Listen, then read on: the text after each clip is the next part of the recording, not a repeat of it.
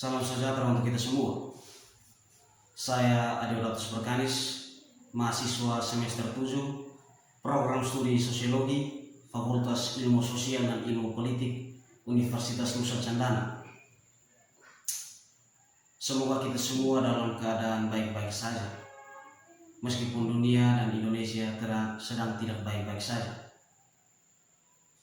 Pertama-tama, patut puji dan syukur kita panjatkan kehadirat Tuhan Yang Maha Kuasa, karena atas berkat dan perlindungannya kita masih diberikan nafas kehidupan sampai saat ini. Pada kesempatan kali ini saya akan membahas review sebuah buku, isi pokok atau isi utama dari sebuah buku, dan tentu saja video presentasi kali ini akan saya sertakan dengan beberapa slide agar kita semua dapat lebih mengerti dan lebih paham dalam mengikuti video presentasi ini mengenai buku yang akan saya bahas pada pembahasan kali ini. Untuk itu langsung saja kita masuk ke materi pembahasan. Materi pembahasan kali ini akan lebih banyak membahas tentang digitalisasi. Ini adalah tugas sosiologi terapan yang ke-8. Baik, ini adalah nama saya Adeodatus Berkanis, NIM di sini, dosen wali saya di sini, Dr. Hotlif Nope, jurusan Sosiologi, Fakultas Ilmu Sosial dan Ilmu Politik, Universitas Nusa Cendana. Baik, pembahasan yang pertama tentang misi. Satu kata harus mencakup dan memadukan visi komite de Sages. Itu akan menjadi akses ketika datang ke kami warisan budaya umum. Tidak ada yang lebih besar tantangan, tidak ada pertanyaan yang lebih mendesak daripada untuk mengamankan akses arus dan membina generasi untuk warisan ini. Akses ke populasi terbesar, baik Eropa maupun non-Eropa, dan akses ke salah satu orang kaya atau warisan budaya terbesar di dunia, yang universal demi kebaikan bersama. Memberikan akses ke karya-karya Eropa dan produksi harus menjadi tolok ukur semua inisiatif yang diambil di bidang ini. Dan banyak lagi pertanyaan yang muncul dengan digitalisasi harus dianalisis melalui prisma, dan ini akan diselesaikan dengan tujuan untuk membuat warisan semakin dapat diakses oleh semua orang dan semua individu. Usulan dari komite tentang Eropana harus dipahami sebagai cara untuk meningkatkan akses ke barang-barang digital. Seperti di Eropa, hari ini adalah salah satu alat umum dari Uni Eropa untuk melayani tujuan ini. Prinsip bahwa semuanya harus dilakukan untuk menjamin akses ke warisan budaya kita telah menyebabkan 3 prinsip lainnya, yaitu memiliki atau memadukan komite dalam pekerjaannya. Yang pertama, warisan budaya kita bukan hanya itu, warisan masa lalu, tetapi merupakan tubuh pengetahuan tepi, imajinasi, dan kreativitas yang terus berkembang dari hari ke hari. Kekayaan ekspresi budaya saat ini, pikiran dan pengetahuan akan menjadi milik kita bersama-sama mewariskan budaya di hari esok dan di masa yang akan datang. Yang kedua, digitalisasi lebih dari sekedar teknologi. Pilihan asli itu adalah kewajiban moral. Di sebuah saat atau di saat barang budaya semakin banyak dikonsumsi secara online, saat layar dan perangkat digital menjadi raja dan merajalela di mana-mana, itu sangat penting untuk membawa budaya online masuk dan berbaur dalam kehidupan kita. Sebagian besar sudah ada dan sudah merajalela seperti yang kita rasakan saat ini. Yang berikut tentang tentang visi. Ini adalah tanggung jawab yang terlalu penting, yang terletak hanya di tangan kepentingan pribadi, yang belum tentu sama pendekatan jangka panjang dan kepentingan publik sebagai pemerintah. Karena budaya adalah yang paling penting di Eropa, adalah kepentingan umum yang penting. Pemerintah dan lembaga budaya mereka memiliki tugas untuk menjadi yang terdepan dalam digitalisasi. Namun, Dua peringatan harus segera ditambahkan mengikuti prinsip-prinsip ini. Yang pertama, meskipun Komite de Sages menegaskan dan tegas yakin bahwa digitalisasi pada dasarnya adalah tugas bagi otoritas publik, ini tidak berarti bahwa sektor swasta tidak boleh diberhentikan atau tidak boleh diabaikan. Kembali ke tujuan utama, yaitu untuk memperbesar akses ke warisan budaya kita. Bermitra dengan sektor swasta bisa menjadi pilihan yang bagus untuk mempercepat digitalisasi karya dan koleksi dari masyarakat domain pada saat pendanaan pada publik yang langka.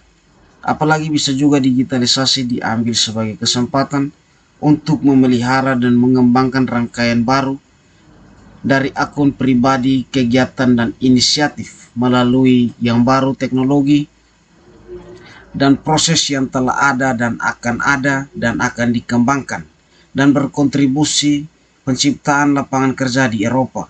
Yang kedua, fakta bahwa barang budaya seharusnya dapat diakses secara online bukan berarti mereka harus tersedia secara gratis. Yang berikut tentang akses dan gunakan model untuk digitalisasi materi domain publik masalah. Institusi budaya di seluruh Eropa memiliki atau baru memulai mendigitalkan koleksi buku mereka, seperti koran, peta, pasangan suara dan video, manuskrip, foto, dan museum objek, dan membuatnya tersedia secara online. Sebagian besar karya digital ada di domain publik yang tidak lagi dicakup oleh kekayaan intelektual. Mereka bisa di sana ke depan pada prinsipnya dapat diakses dan digunakan untuk gratis oleh semua orang. Sektor budaya telah mengadopsi cakupan yang luas praktik dalam memberikan akses atau mengizinkan penggunaan materi domain publik digital dengan uang publik. Di Uni Eropa, hak cipta berlaku selama 70 tahun setelah kematian dari seorang penulis. Setelah periode ini, karya akan dipublikasikan secara domain. Contoh-contoh berikut diambil dari praktik lembaga budaya menyumbangkan konten ke Uni Eropa. Beberapa institusi jelas menunjukkan hal itu adalah materi yang ada di domain publik. Mereka izinkan akses gratis dan unduh sebelum penggunaan non-komersial. Selama beberapa jam atau untuk waktu yang lebih lama, ada juga contoh di mana penggunaan diizinkan untuk melihat konten lengkap, beberapa biaya untuk mengunduh dan terkadang untuk mengakses item digital.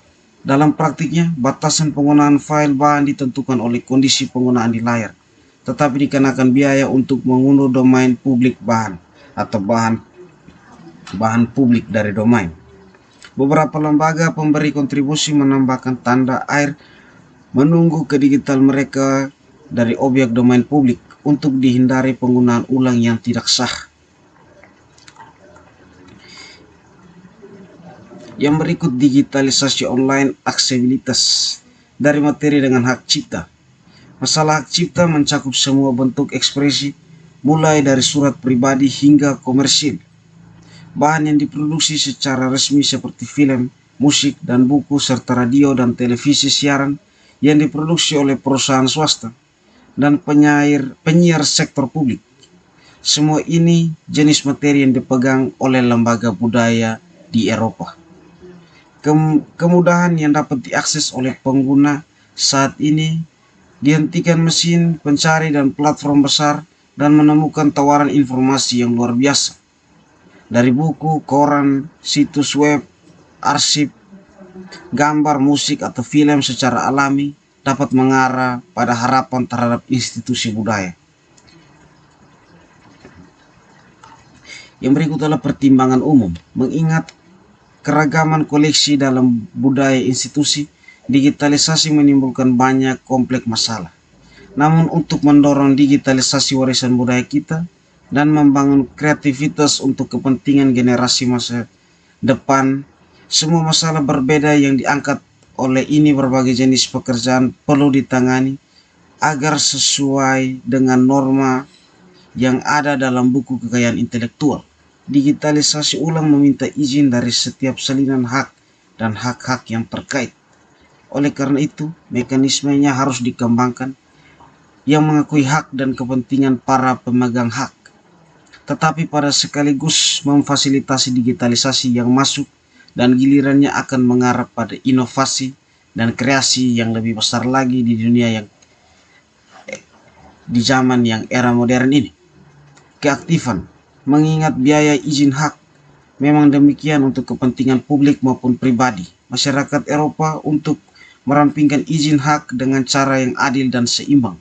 Untuk tujuan ini, solusi apapun harus secara legal, juga secara moral dan etis membahas hal-hal berikut. Kepentingan pemegang hak cipta telah menginvestasikan waktu dan uang untuk berkreasi hak cipta pekerja dan berusaha untuk mendapatkan upah untuk investasinya.